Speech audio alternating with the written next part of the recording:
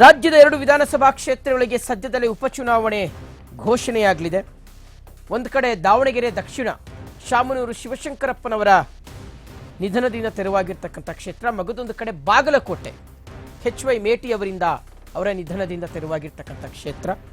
ಈ ಎರಡೂ ಕ್ಷೇತ್ರದಲ್ಲಿ ಮುಂದಿನ 6 ತಿಂಗಳ ಒಳಗಾಗಿ ಎಲೆಕ್ಷನ್ ನಡೆಯಬಹುದು. ಹೀಗಾಗಿ 3 ರಾಜಕೀಯ ಪಕ್ಷಗಳು ತಾಲೀಮನ್ನು ನಡೆಸ್ತಾ ಇವೆ. ಉಪಚುನಾವಣೆಗೆ ಉಸ್ತುವಾರಿಗಳನ್ನು ನೇಮಕ ಮಾಡಿರುವಂಥದ್ದು ಕೆಪಿಸಿಸಿ. ಬಾಗಲಕೋಟೆಗೆ MLC ವಸಂತ್ ಕುಮಾರ್ ಅವರನ್ನು ನೇಮಕ ಮಾಡಿದೆ. ದಾವಣಗೆರೆಗೆ ಚುನಾವಣಾ ಉಸ್ತುವಾರಿಯಾಗಿ MLC ಮಂಜುನಾಥ್ ಅವರನ್ನು ನೇಮಕ ಮಾಡಲಾಗಿರುವಂಥದ್ದು.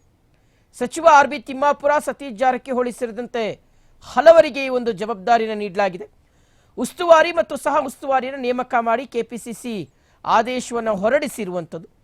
ಕೆಪಿಸಿಸಿ ಅಧ್ಯಕ್ಷ DK ಶಿವಕುಮಾರ್ ಅವರು ಈ ಒಂದು ನಿರ್ಧಾರವನ್ನು ತೆಗೆದುಕೊಂಡಿದ್ದಾರೆ.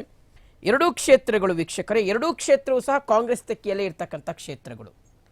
ಸೊ ಹಾಗಾಗಿ ಈ ಎರಡೂ ಕ್ಷೇತ್ರಗಳ ಚುನಾವಣೆಯನ್ನು ಮತ್ತೆ ಗೆಲ್ಲಬೇಕು ಅಂತ 2023ರ ರಿಸಲ್ಟ್ ಏನಿದೆ, ಆ ರಿಸಲ್ಟ್ ಎಗೇನ್ ಇಲ್ಲಿ ಬಾಗಲಕೋಟೆ ಮತ್ತು ದಾವಣಗೆರೆ ದಕ್ಷಿಣ ಎರಡೂ ಕಡೆಯೂ ಕಾಂಗ್ರೆಸ್ ಅಭ್ಯರ್ಥಿಗಳೇ ಮತ್ತೆ ಗೆಲ್ಲಬೇಕು ಅನ್ನೋ ನಿಟ್ಟಿನಲ್ಲಿ ಲೆಕ್ಕಾಚಾರಗಳು ನಡೀತಾ ಇದೆ.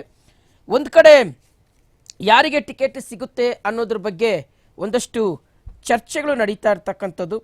ಸಹಜವಾಗಿ ಈ ಕುಟುಂಬ ರಾಜಕಾರಣ ಅನ್ನುವಂಥದ್ದು ಇಲ್ಲಿ ಕೆಲಸ ಮಾಡ್ತಾ ಇದೆ.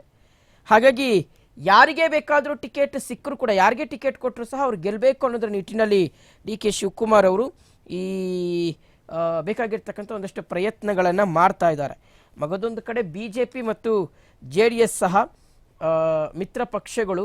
ಸೊ ಹಾಗಾಗಿ ಅಟ್ಲೀಸ್ಟ್ ಈ ಎರಡೂ ಕ್ಷೇತ್ರಗಳಲ್ಲಿ ತಮ್ಮ ಒಂದು ಪಾರುಪತ್ಯವನ್ನು ಸ್ಥಾಪನೆ ಮಾಡಲಿಕ್ಕೆ ಪ್ರಯತ್ನಗಳನ್ನು ಮಾಡ್ತಾ ಇದ್ದಾರೆ.